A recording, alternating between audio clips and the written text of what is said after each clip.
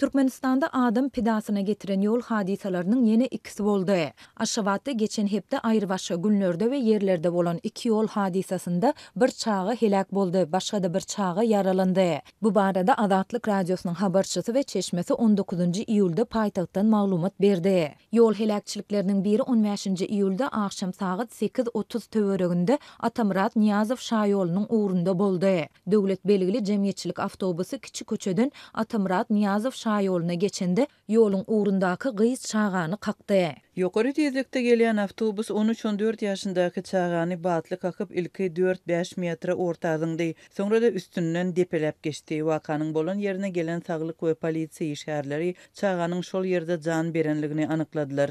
Dip helakçylyga şaýat bolan Aşgabatly ýaşaýjy aýtdy. Şaýatlaryň bir näçesiniň aýtmagyna görä waka bolanda gys çagy piýadalar üçin ýörite geçelgelerden geçmän ýoluň çem gelen ýerinden geçip barýardy. Bu ýagdaý sürüjiniň ünsüz wagtyna gabat gelen çemeli diýip Aşgabatly ýaşaýjy bellidi. Geçen hepde Parahat ýedi etrapçasynda ýerleşýän bazaryň öňündäki köçede hem ýol hadisasy boldy. Şonda ýeňil awtoloň sürüjisi köçe çyrasynyň gyzyl ışığında perwaýsyz geçip ýoldan geçip barýan maýyp arabasyndaky bir çagany kakdy. Wakada çaganyň diňe yaralanandy ýa-da helak bolandygy häzirlikçe belli däl. Azatlyk çaganyň saglyk ýagdaýyny anyklamaga çalışýar. Şeýle-de azatlygy sürüjileriň ykbalyny anyklamak hem häzirlikçe başartmady. Redaksiýamyzyň bu barada Aşgabat şäher polisiýa müdirliginden kommentari almak synançyklary başa barmady. Türkmenistanyň içeri işler ministrligi we oňa degişli edaralary ýurduň çäginde hasaba alynýan ýol ýa-da otly hadisalar barada halka hasabat bermeýärler.